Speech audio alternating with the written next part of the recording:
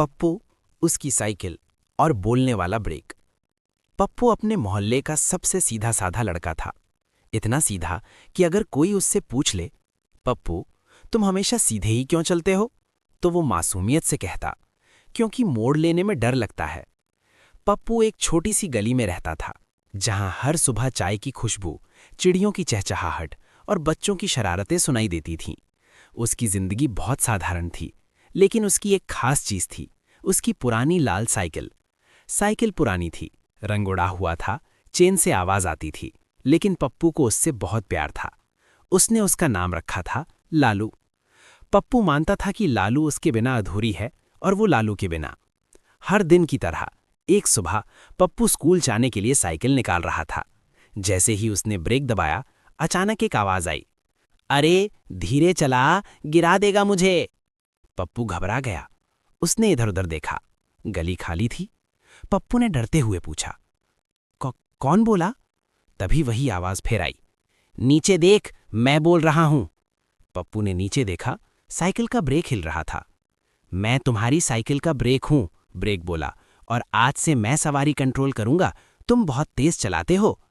पप्पू कुछ समझ पाता उससे पहले ही साइकिल अपने आप चल पड़ी। पप्पू जल्दी से उस पर बैठ गया। अरे रुको, मुझे स्कूल जाना है, पप्पू चिल्लाया।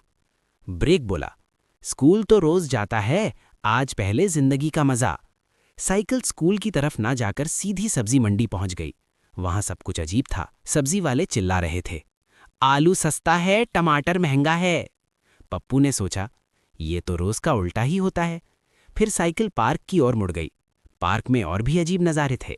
बच्चे बुजुर्गों को झूला झुला रहे थे और बुजुर्ग फिसल पट्टी से फिसलते हुए बच्चों की तरह हंस रहे थे।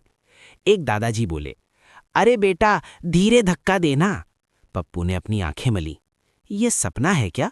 ब्रेक बोला, नहीं दोस्त, ये जिंदगी है, थोड़ी उल्टी थोड़ी सीधी। थोड़ी देर बाद साइकिल गेट के पास पहुंची। गेट पर प्रधानाचार्य खड़े थे, हाथ में चॉकलेट। वे बोले, जो बच्चे देर से आए हैं उन्हें चॉकलेट मिलेगी। पप्पू खुश हो गया, काश रोज ऐसा ही हो। लेकिन तभी ब्रेक की आवाज फिर गंभीर हो गई, अगर रोज ऐसा होगा तो जिंदगी बिगड़ जाएगी।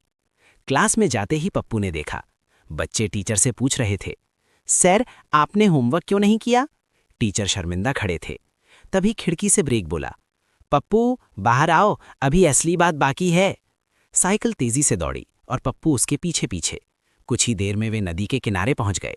नदी उल्टी दिशा में बह रही थी, नीचे से ऊपर। मछलियां किनारे बैठकर बातें कर रही थीं। आजकल इंसान बहुत भागते हैं, पप्पू ने धीरे से पूछा, सब कुछ उल्टा क्यों है? ब्रेक ने गंभीर आवाज में कहा, क्योंकि तुम हर चीज को हल्के में लेते हो, समय, पढ़ाई और जिम्मेदारी। पप्पू चुप हो गया। उसने पहली बार अपने बारे में सोचा। ब्रेक बोला, मजा जरूरी है, पर संतुलन उससे भी ज्यादा जरूरी है। अचानक तेज रोशनी फैल गई, सब कुछ घूमने लगा। पप्पू ने आंखें खोली। वो अपने घर के सामने खड़ा था। साइकिल चुप थी, घड़ी सही चल रही थी। मम्मी आवाज लगा रही थीं, पप्पू स्कूल के लिए देर हो रही है।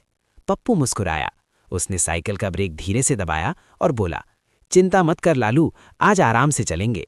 उस दिन पप्पू समय पर स्कूल पहुंचा और उसे समझ आ गया